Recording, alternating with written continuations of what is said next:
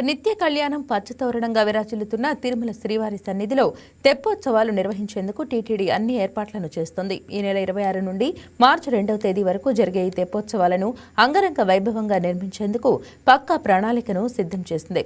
ఇదే అంశానికి సంబంధించి పూర్తి సమాచారాన్ని మా తిరుమల స్పెషల్ కరెస్పాండెంట్ సెల్వం అందిస్తారు.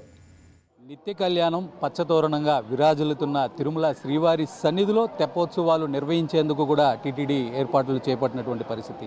ఈ నెల 26వ తేదీ నుండి వచ్చే నెల 2వ తేదీ వరకు కూడా ఈ తెప్పోత్సవాలను అంగరంగ వైభవంగా నిర్వహించేందుకు టీటీడీ అన్ని ఏర్పాట్లను చేస్తుంది.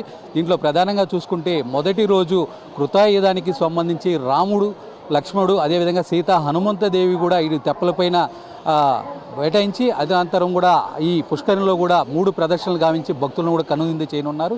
అటు తర్వాత మరుసటి రోజు ద్వాపరయుగానికి సంబంధించి శ్రీకృష్ణుడి సత్యభామ అవతారంలో కూడా భక్తులను కనువిందు చేయనున్నట్టు కూడా మనకు తెలుస్తుంది. మరోపక్క ఈ మిగిలిన 3 రోజులు కూడా కలియుగానికి సంబంధించి శ్రీదేవి, భూదేవి సమేత మలయప్ప స్వామిగా కూడా ఇటు తెప్పలపైన ఆశీనులై ఇటు ప్రదక్షిణలు గావించి కూడా భక్తులను కనువిందు చేయనున్నారు. మొదటి 3 రోజులు చూసుకుంటే 3 ప్రదక్షిణలతో కూడా ఈ తెప్పోత్సవాలను నిర్వహించనున్న టీటీడీ 4వ రోజు 5 ప్రదక్షిణలతో, అదేవిధంగా 5వ రోజు 7 ప్రదక్షిణలతో కూడా నిర్వహించేందుకు అన్ని ఏర్పాట్లను కూడా టీటీడీ చాలా పకడ్బందీగా చేస్తుందని కూడా మనం ప్రధానంగా చెప్పుకోవాలి. దీంట్లో చూసుకుంటే ముఖ్యంగా 3 విభాగాలు కూడా దీంట్లో ఎక్కువగా పాల్గొనేటువంటి పరిస్థితి.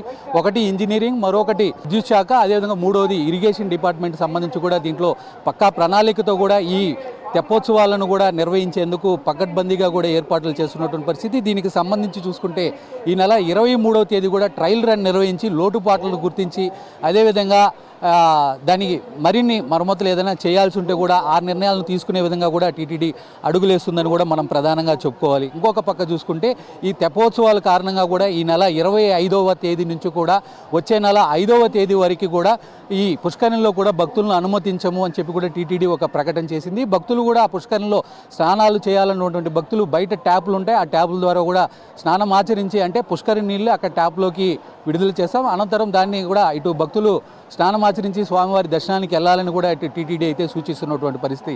మరోపక్క ఈ 5 రోజులు కూడా ఎలాంటి ఆర్జిత అదేవిధంగా సహస్ర దీపాలంకరణ సేవలను కూడా రద్దు చేస్తున్నట్టు టీటీడీ అయితే ప్రధానంగా పేర్కొంది.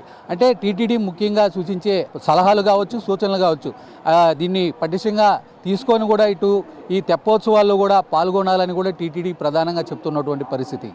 ఇది మొత్తానికి తిరుమలలో ఉన్నటువంటి పరిస్థితి. కెమెరా పర్సన్ చైతన్య రెడ్డితో సెల్వం, తిరుమల నుంచి వైకే న్యూస్.